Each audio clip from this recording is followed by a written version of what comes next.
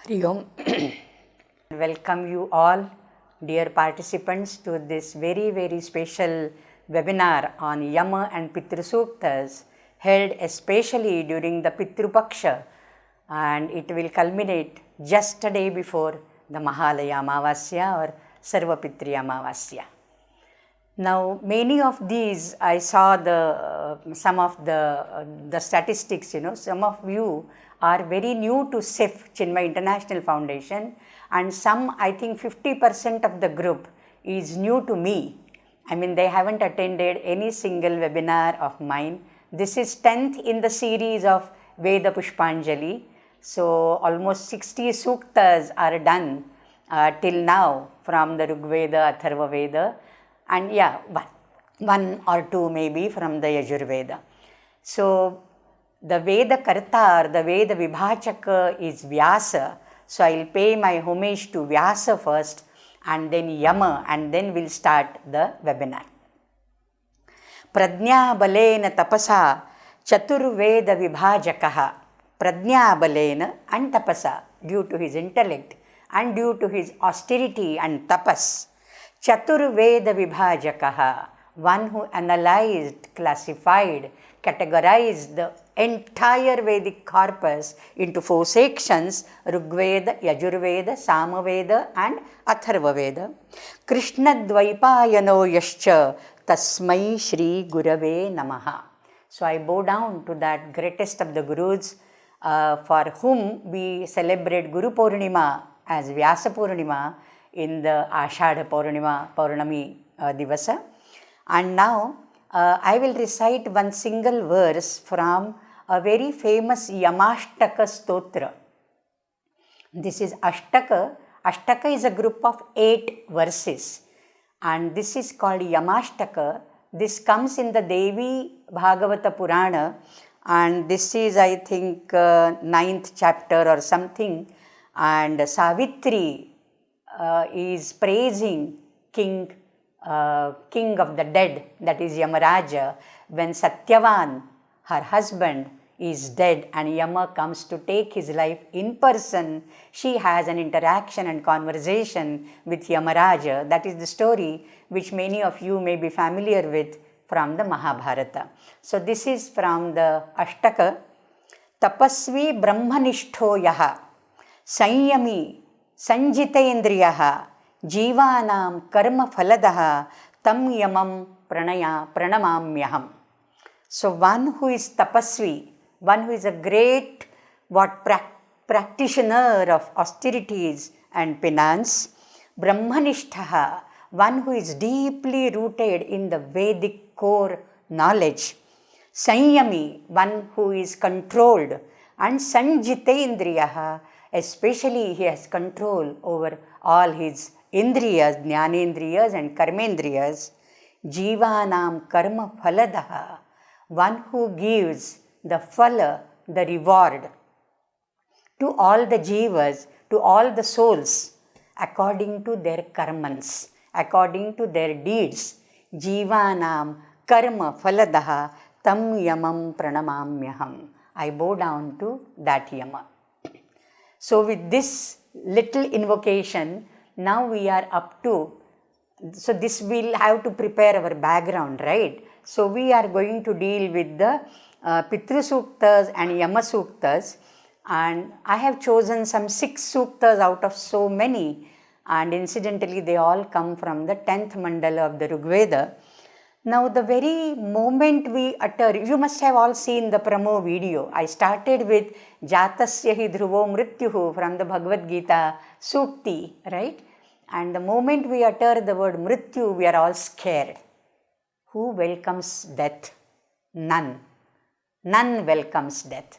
Even on the deathbed, the doctors are trying to revive the patient, and the relatives of the patient, they want to bring him back to life, again to the suffering, whatever. So, but then death is a very scary thing for us.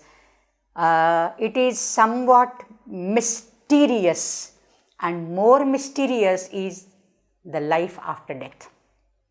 So what happens to the soul? What happens to jiva after death? So there is a whole science called eschatology, Utkramana Shastra.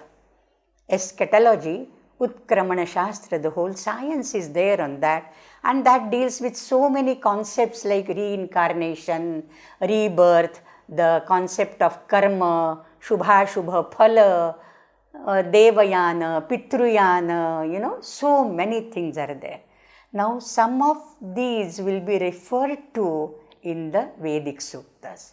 As we all know, all these philosophical concepts got evolved eventually over a period of time.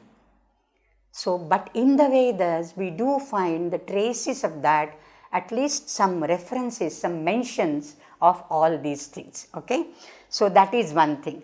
Death for all of us is like the end of our mortal coil, end of all our physical activities, right? Biological activities.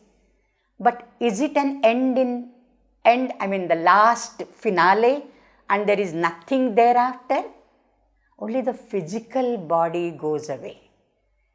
It withers, it perishes.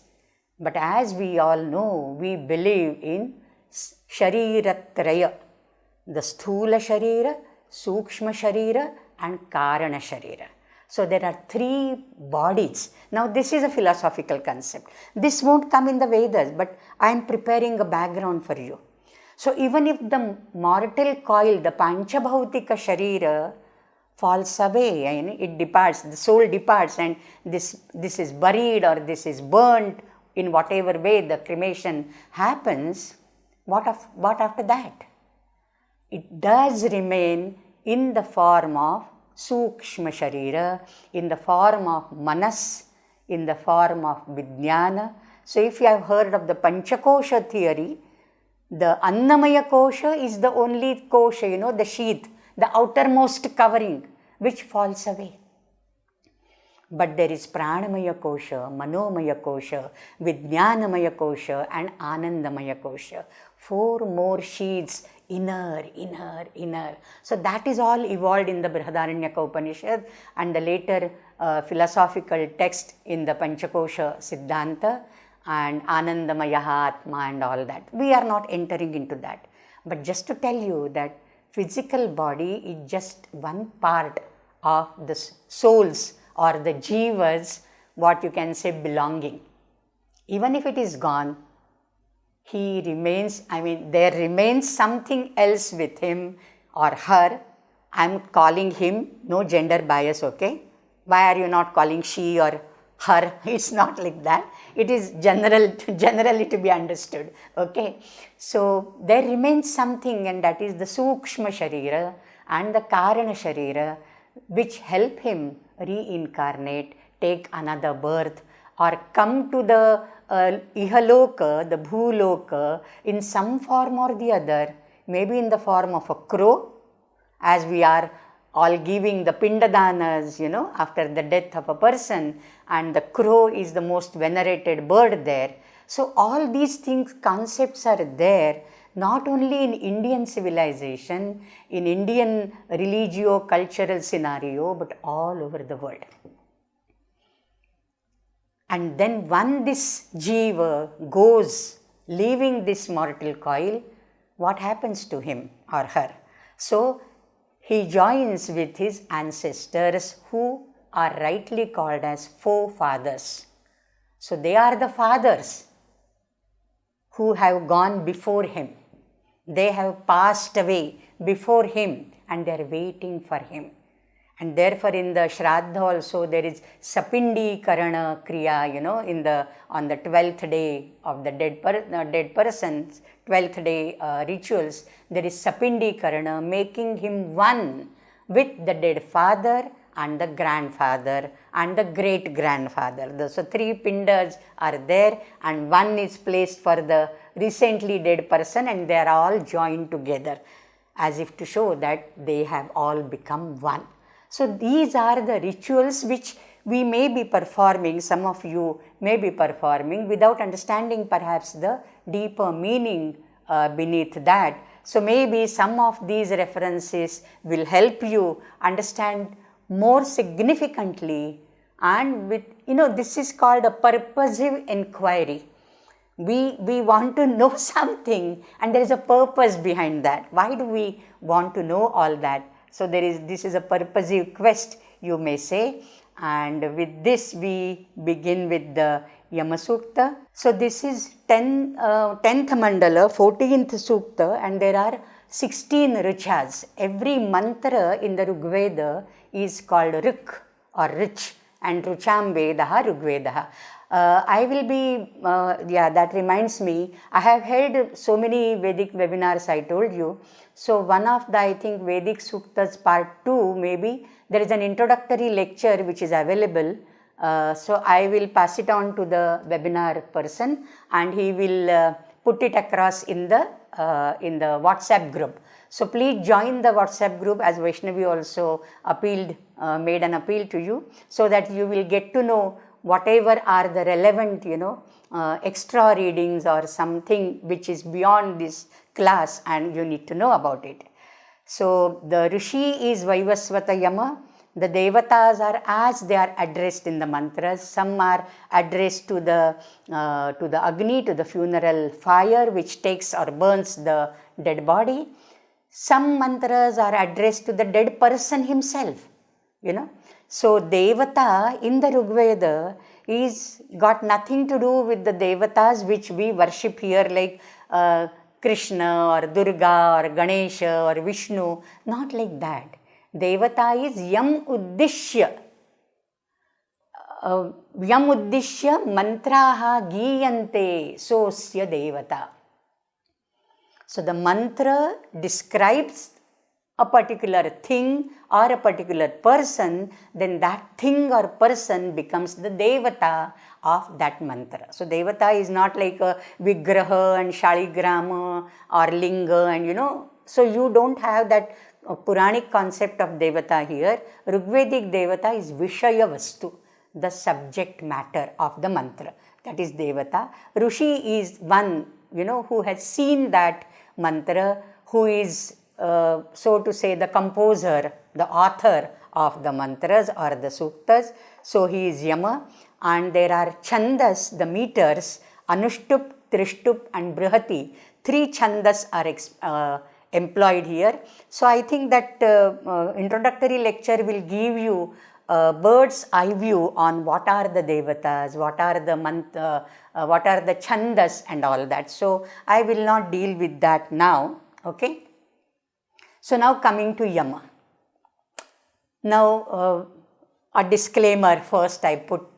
Those who have been attending my classes, they know for all the Vedic Suktas and whatever I tell here, I speak here, is on the basis of Sayanacharya and Yaskacharya. Yaskacharya is the, what you can say, ancient most known etymologist and a linguist who has analyzed the Vedic words, and he has derived each of the Vedic words from some or the other root verb. Okay.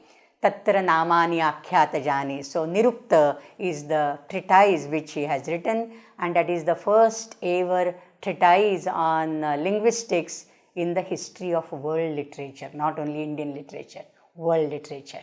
Okay, so Yaskacharya, I rely upon him for all the Niruktis, and Sayanacharya, the 14th century philosopher scholar, who was one of the, what you can say, aides in the establishment of Vijayanagara Empire in Karnataka.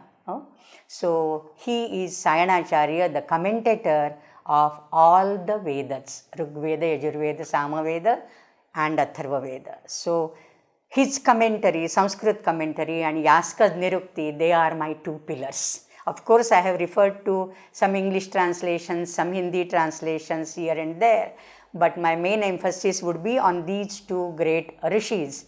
And this is a way to be indebted to our rishis also, as we are showing our gratitude to our Pitrs. See, we have a concept of Runatraya. Those who are like in the Hindu religion, they must have at least heard these words. There are some who who are foreigners here in this group, and therefore I am making it very specific remark. So in Hindu religion at least we have this Runatraya concept, Deva Runa, Rishi Runa and Pitru Runa. Deva Runa, Devas are not exactly gods, Devas are the governing deities of all the natural elements. So natural elements, when they get deified, apotheosized, they become the Devas. So we have to pay our gratitude unto them.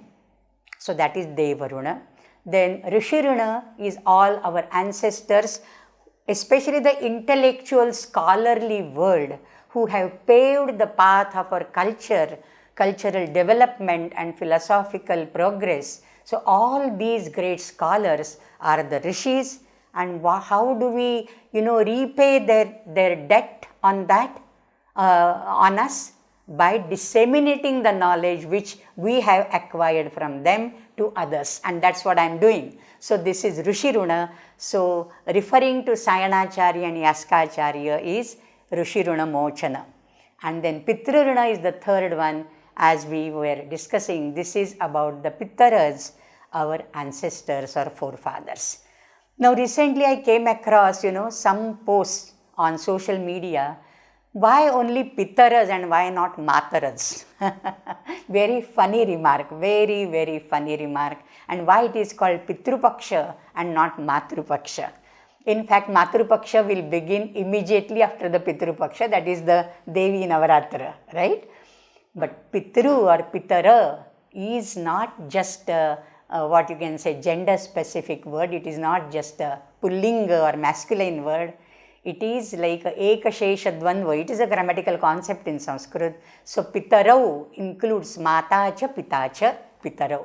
This is called Ekashesha Dvandva Samasa. So just keep in mind, Pitras does include Mataras also. And therefore in the Shraddha, we don't have only the Pitru side, but the Mata, Matamahi, Pramatamahi and Matamaha, Pramatamaha, everybody, Mother's side also, father's side also. So don't be misled by the word Pitara. If somebody asks you, why not Matrupaksha and why only Pitrupaksha? You must know the answer to that.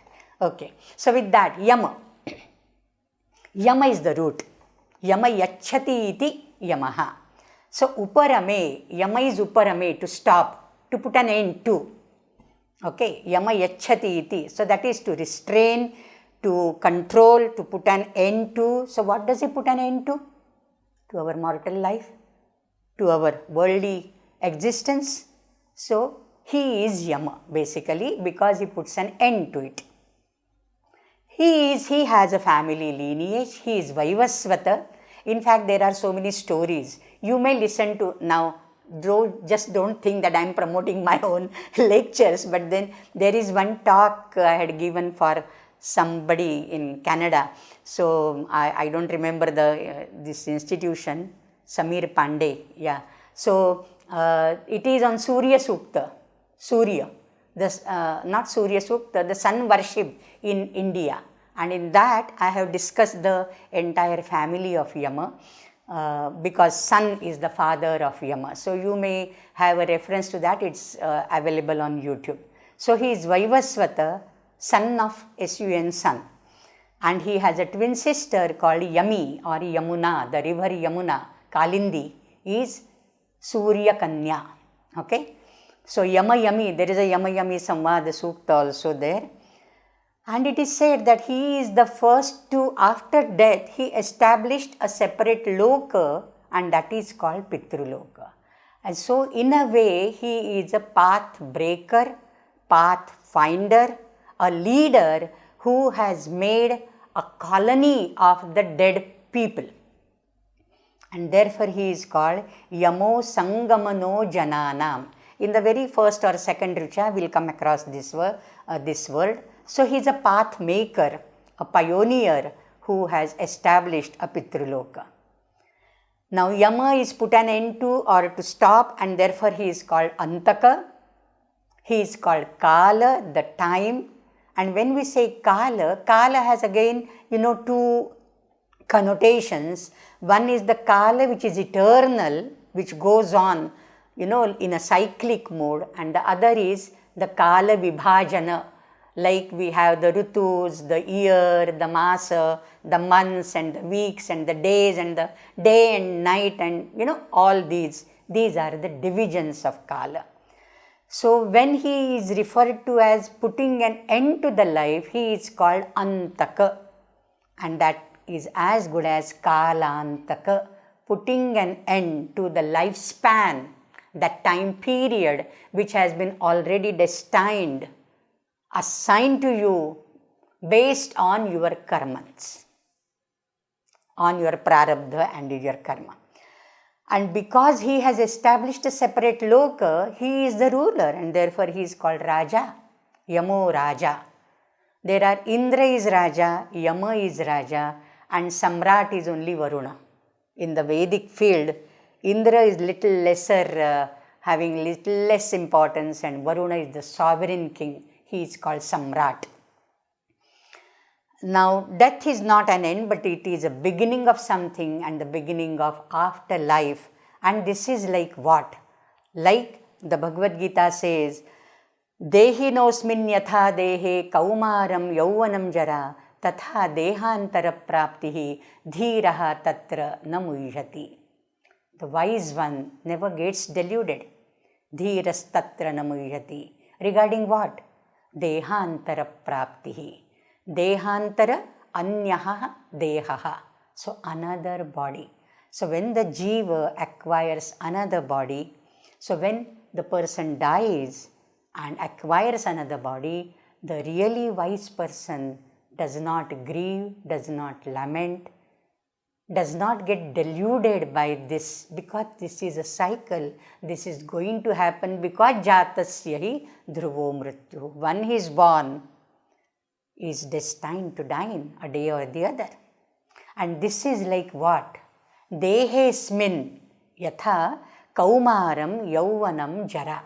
As in this very body, we have experienced the pleasant childhood, then the enjoying youthfulness, and now the aging thing also. So we have had the pediatric problems and now the geriatric grievances as well, right, for people like me. So as these are the phases of the very same body, similarly after this body there is another phase, and that is Dehantara. This is given, this perhaps verse is not much known to us, but another verse from Bhagavad Gita is very, very popular. Vasamsi jirnani yatha vihaya navani grannhati naroparani tatha sharirani vihaya jirnani anyani sanyati navani dehi. As we just, throw away the old clothes, the torn clothes, the ragged clothes, and put on the new clothes, similarly, the undecaying, avinashvara Atma discards the old body and puts on the new body. So this is as simple as that, taking off the old clothes and putting on the new, very nice, glowing clothes. Similarly, this jiva who has had some 70, 80, 90, 100, 120 years of his lifespan, he has lived in the same body, and now he is decaying, like what Yaska says in there in Jayate, Asti Viparinamate, Vardhate, Apakshiyate, Vinashyati. So there is Apakshaya. Turn by turn, limb by limb, the Shakti, the Samarthya, the potential of every organ starts diminishing, starts decreasing, and yet there is prana, and therefore we say the person is yet living. Oh, he is such a great person, what a long life he had. He lived up till 115 years. He only knows what type of life he is leading at that ripen age, right? So that body is getting old. It is filled with so many illnesses, right? Weaknesses. So that has to go one day or the other. You can't stick to that. Nobody is amaratva. Nobody has claimed Amaratva, and therefore this has to go. But once it goes, there is assurance given that you will be united with another very nice, glowing, golden body. Sutanva Varcha. So we'll come across that. So that is the phase, and therefore you should not grieve. Now Bhagavad Gita is little familiar to us, but in the Brihadaranyaka Upanishad there is a very nice drishtanta. Very few people may know, because Upanishads, who will read Upanishad, right? So we are the foolish people who will read it and translate it. So in the Brihadaranyaka Upanishad there is a allegory, or there is a simile given of a leech, of a worm. Not worm, caterpillar, you can say, caterpillar, okay.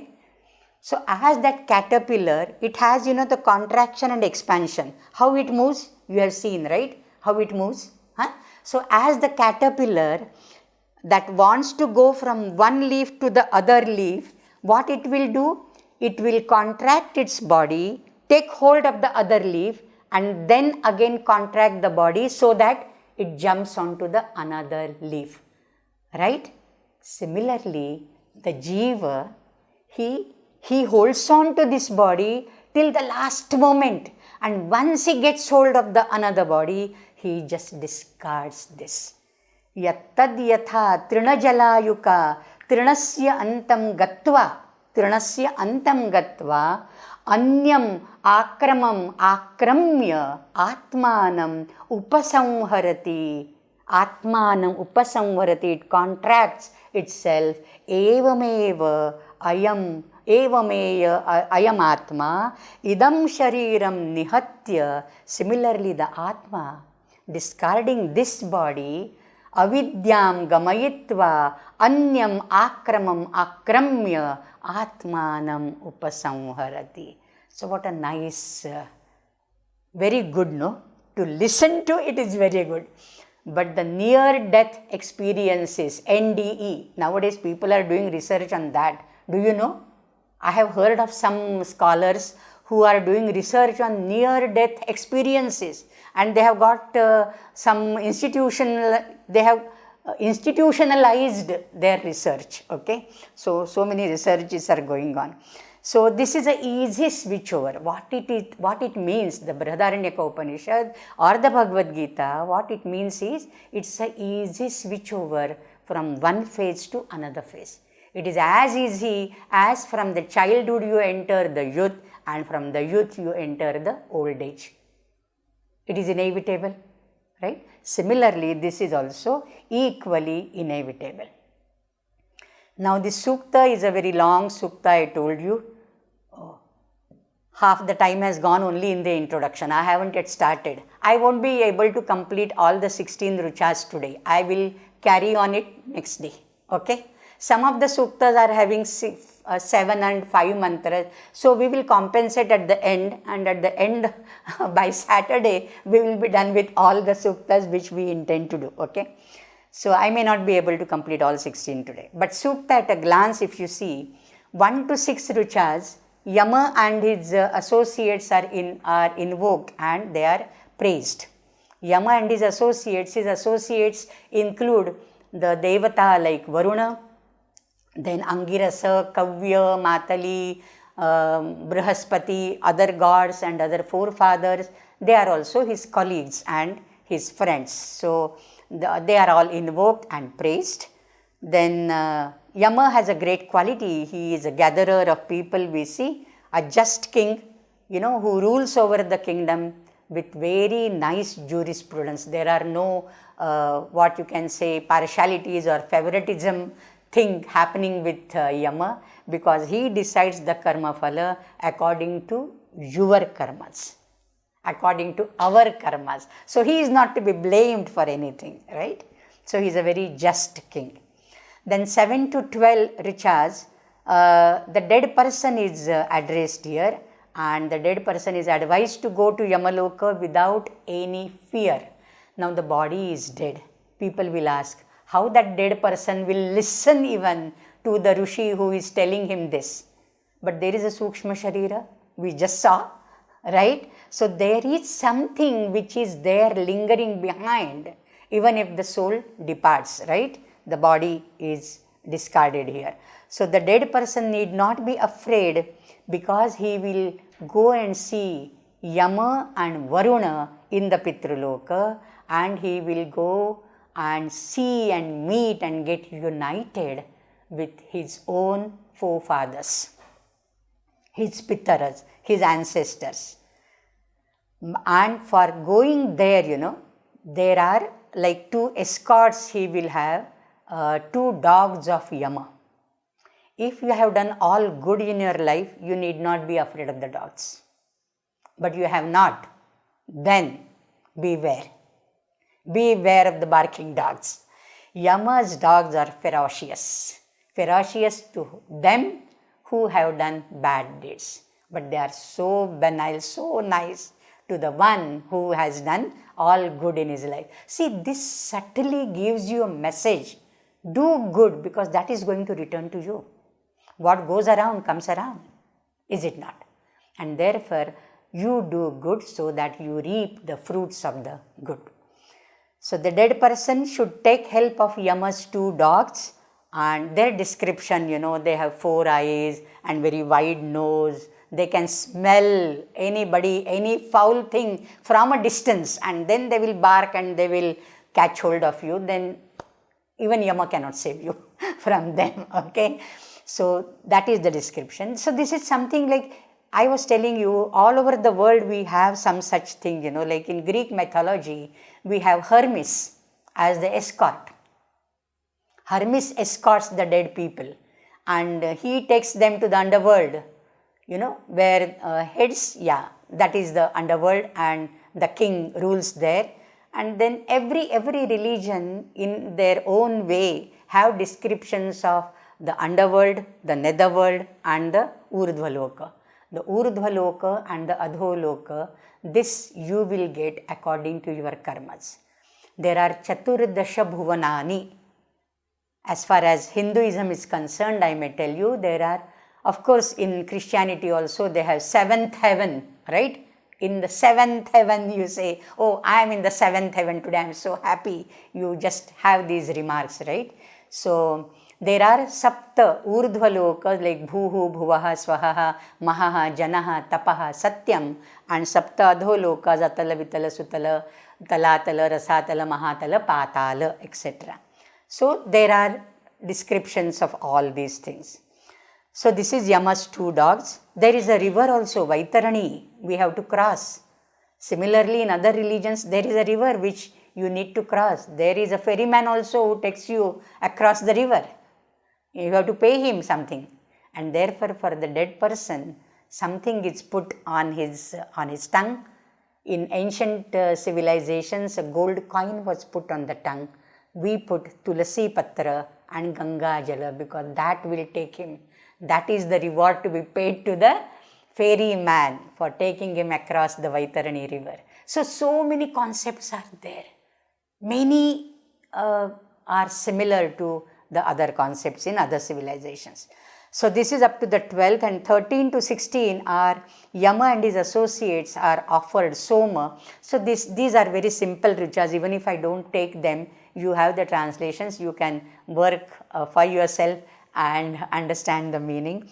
So these are very simple ritus. The last 4-5 ritus are very easy ones. Now we come to the first richa, the first ever mantra.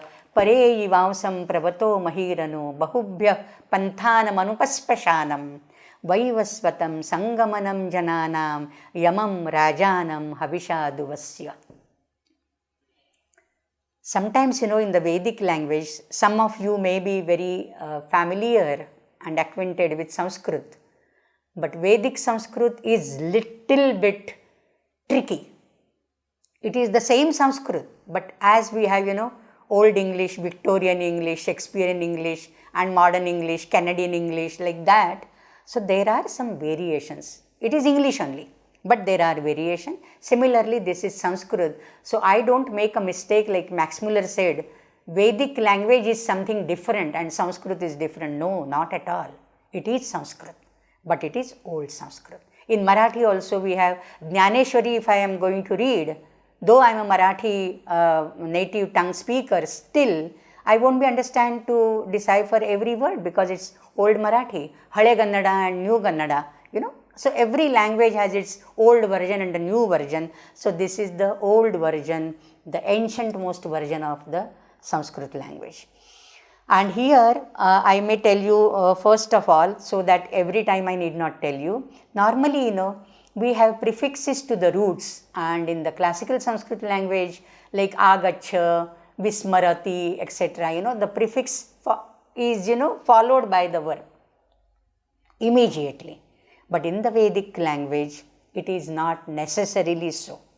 So sometimes the verb comes first, verb or the even participle, adjective, and the upasarga will come later. That is one situation.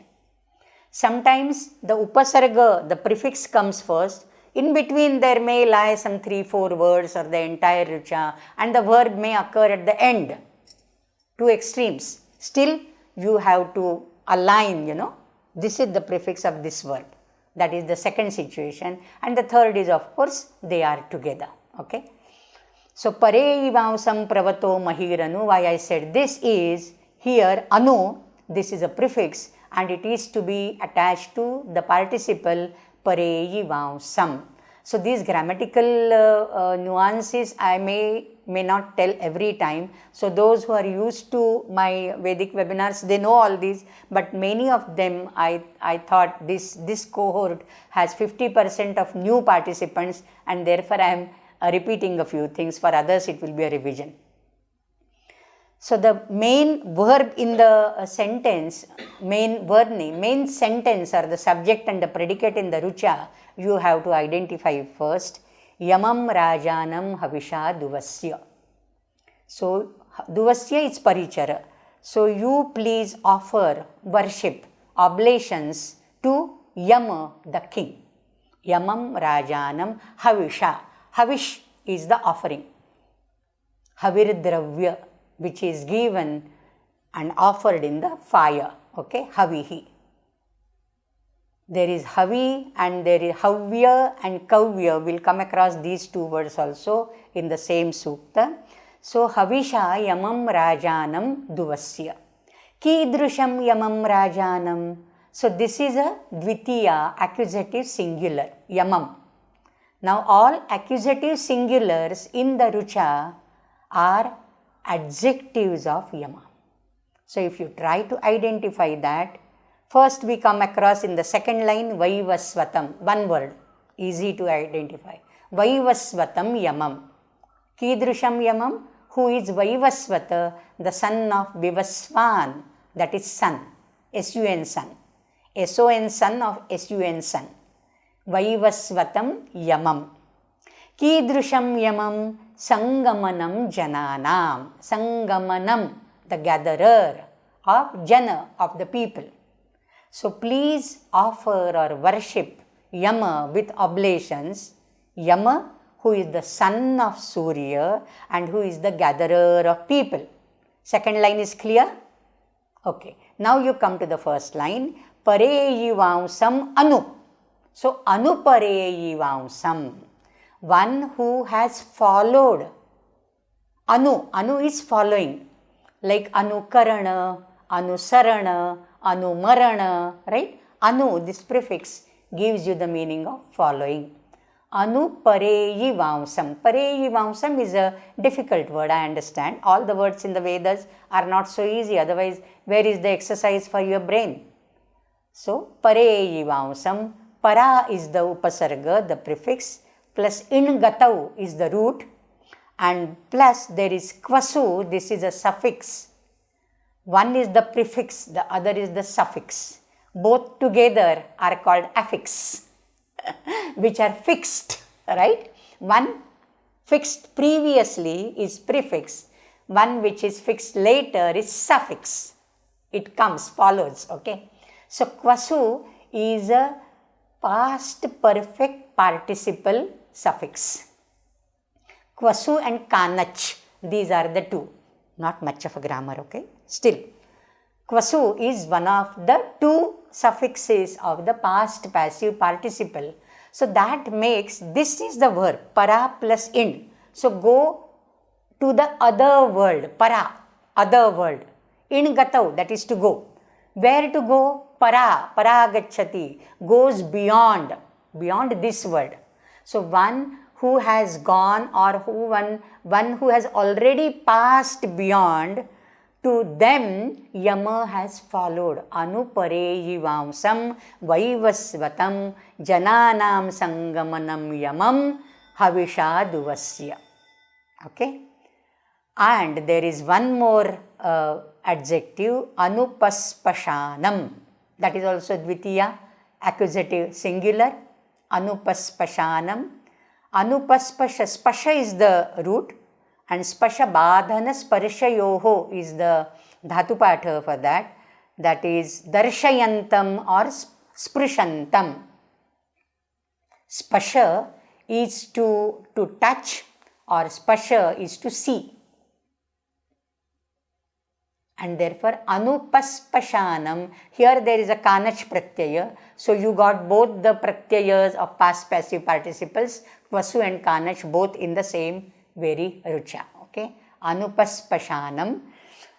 And what he is darshayantam, what he is showing, and to whom? He is showing panthanam, the path. One who is showing the path.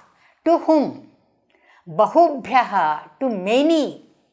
Bahubhyaha, to many souls, many people. Who? Pravataha mahihi, who have gone beyond this earthly world. Is that clear? Pravataha mahihi panthanam anupaspashanam pare anupareyivamsam vaivasvatam jananam sangamanam. 4 adjectives. Tadrusham yamam havisha duvasya. Now Pravata, Sayanacharya, you have the commentary written in Sanskrit for you. Kidrusham pravataha prakrishta karma vataha. Those who have done good deeds here on this earthly loka. Prakrishta karmavataha bhulokavarti bhoga sadhanam punyam anutishhtavataha purushan mahihi tattad bhogochit bhupradesha visheshan anupareyivamsam sangamanam, etc., etc. So those who have done good or bad deeds in this world, to them he shows the path fitting to their shubha works, shubha deeds. So punya or papa, whatever karmas they have done, accordingly Yama finds path for them or shows them the path, and the path carved out for that dead person, the dead has to follow the same path. But he is the leader, he shows you the path. In the other world, if you go to some other country, some other region, you need an escort, you need a guide. Otherwise, you can't travel alone. Your journey becomes very, very miserable. So, Yama is there to lead you in the other world, in your journey to the other world. Pravata also may mean Deva Manushya Pashvadayaha. So, this is not the fate only of the human beings. Every born creature, every born bhutamatra being is subject to death. So it could be Deva. Deva are the governing deities of the, or they could be the deities of our Indriyas. They are also called Deva. Devaiti because they are shining. They make themselves known. Shining is not like stars. They make themselves known. Swayam Prakasha. So, Deva, Manushya, Pashvadayaha.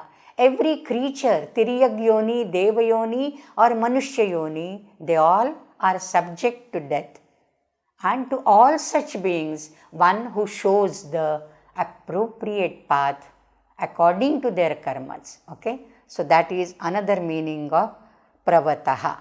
Pravata and Udvata, these are the two words which come very often in the Vedic language. It also gives you, Pravata and Udvata as the high and the low region, or the long distances. So it's a long journey. Journey of the dead from this loka to that loka is a long journey. But in that journey, he is not alone. Yama is the pathfinder and he is the leader who takes him holding his hand. Okay, so pravataha, high and low, long distance. So many meanings are there. Every meaning fits into this. So this is, oh, you all, don't be afraid of Yama. Give him oblations and worship him. Praise him. Why? Yamo no gatum prathamo viveda naisha gavyutihi apabhartavao yatra nah purve pitara pareyuhu ena jajnana pathya anuswaha. Very nice verse, very simple that way. Yamaha prathamaha viveda. Yama is the first to know. Vida. What he knows? Yamaha prathamaha janati. He is the first to know. Yamaha prathamaha viveda. Kim viveda? Naha gatum. Our gatu. Gatu is gamanasya sadhanam. Gatu is gamanasya sadhanam, which is shubha nimittam, as Sayana puts it. Whatever good or bad deeds we do, this is the tool, this is the means which decide our further path. Is it not? So, whether you are going by a smooth path on a rosy bed or a thorny bed, it all depends on the karmas which we all do here in this loka. So, shubha nimittam, naha gatum, our gatu, our means of going, our means of journey. Yama is the first to know everything. Naisha gavyutihi apabhartavao. Esha gavyutihi, will come to the meaning of gavyuti. Yamasya atishaya jnana yogat na kenachit apahartum apanetum va shakyate.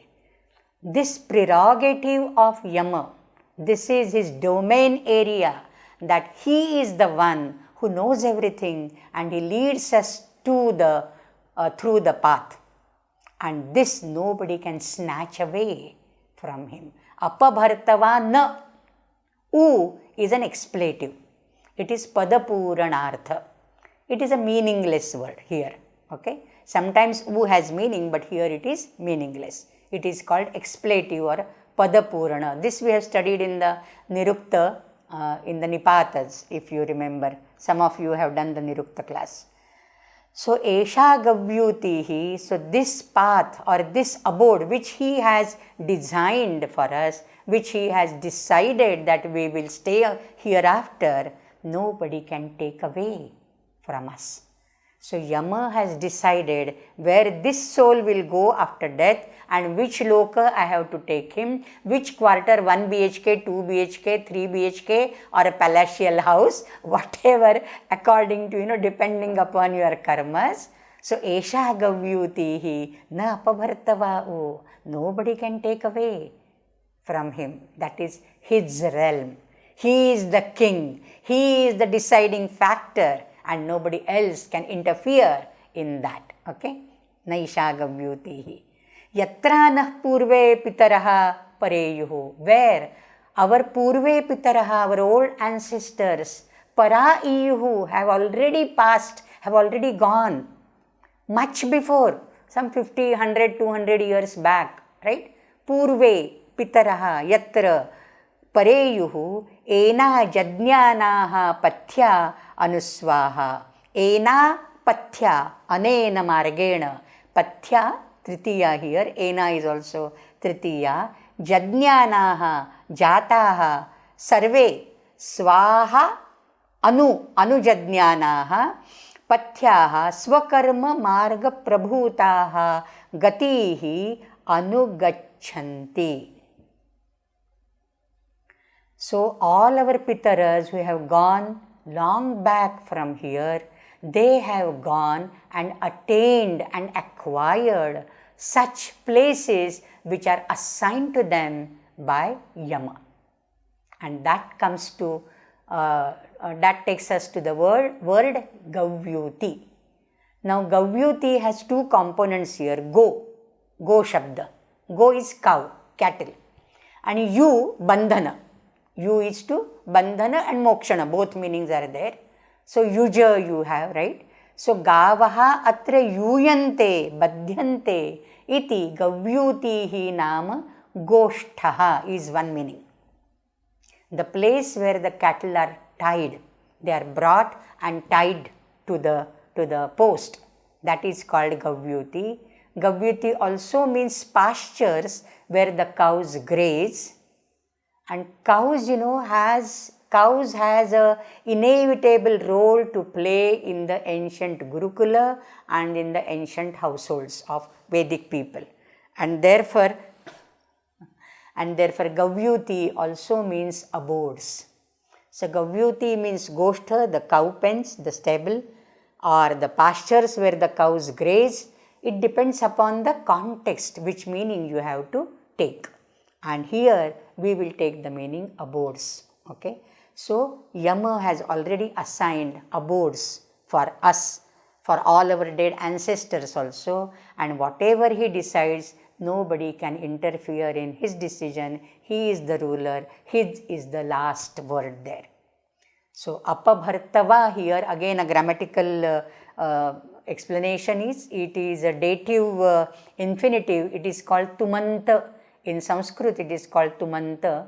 Gantum, rantum, kartum, smartum, likhitum, pathitum, kurditum, etc. Tum. So here instead of tum, it is tava. It is like chaturthi, tavai or tava. Okay.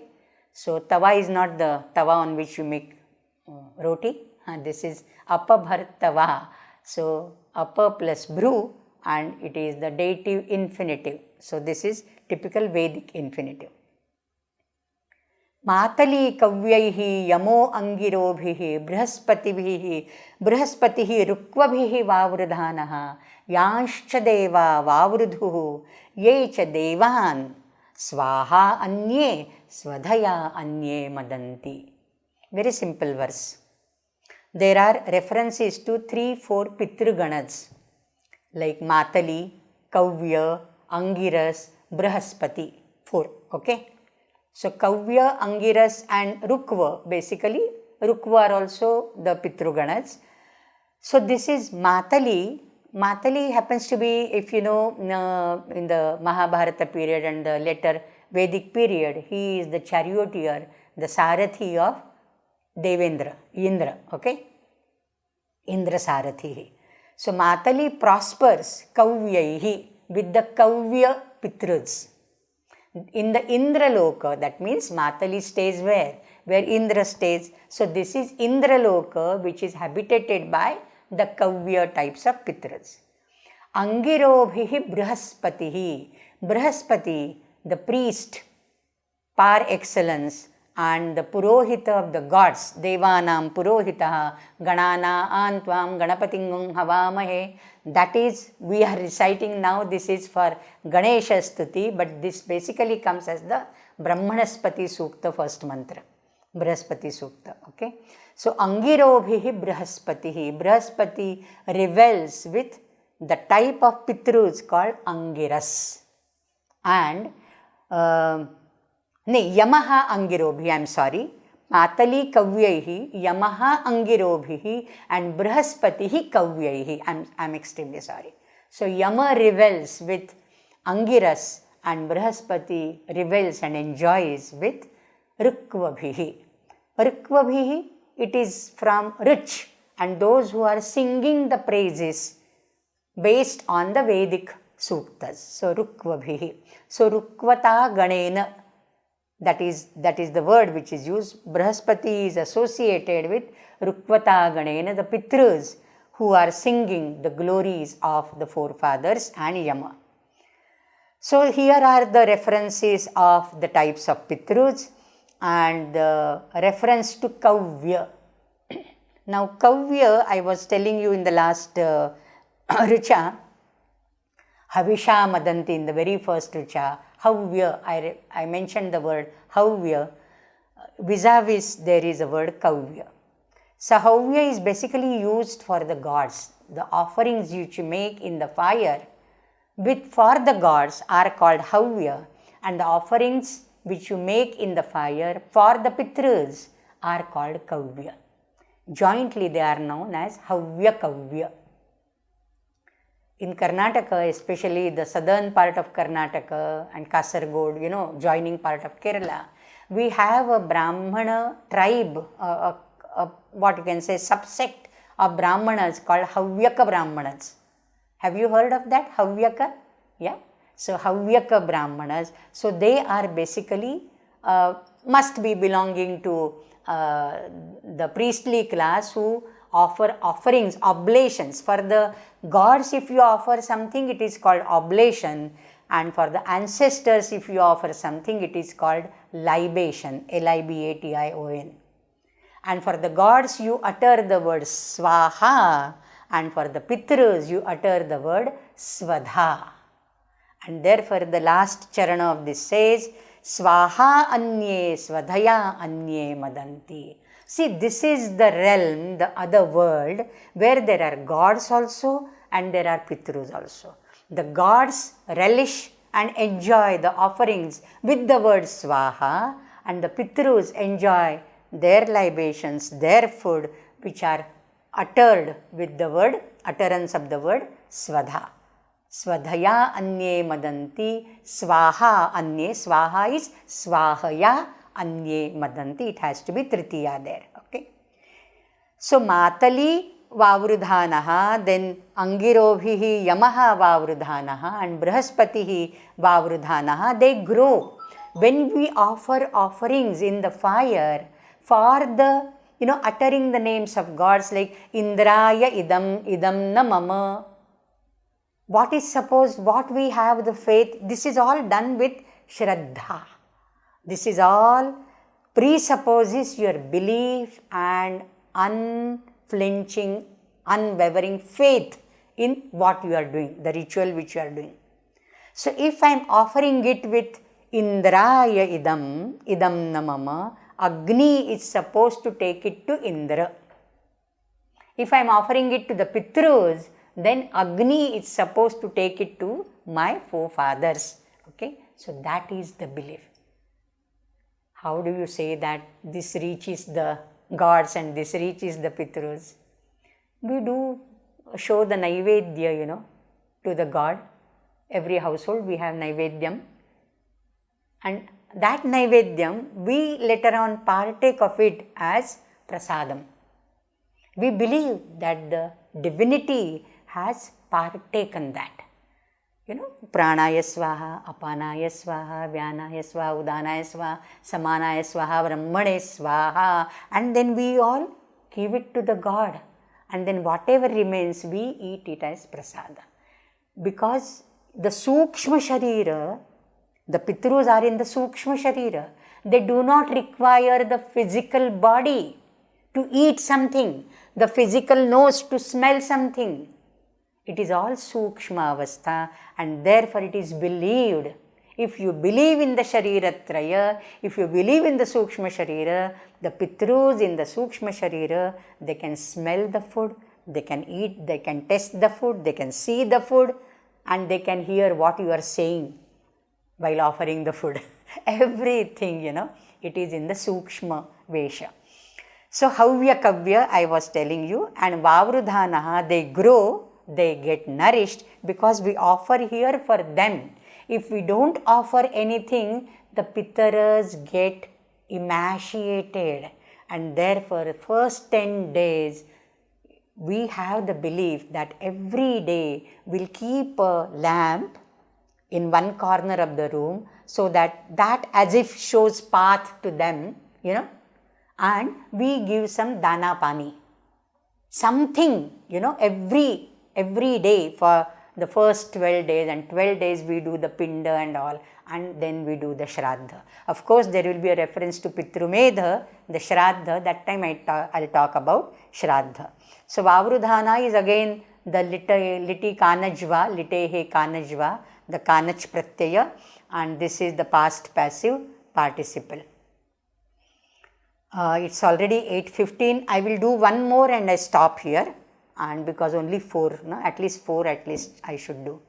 Imam yamam prastaram ahisida angirobhihi pitrubhi samvidanaha atva mantra kavishasta vahantu ena rajan havisha madayasva. Hey Rajan, this is invoking him, a vocative, sambodhana. Hey Yama, hey Rajan, madayasva, just revel. Just appreciate all this.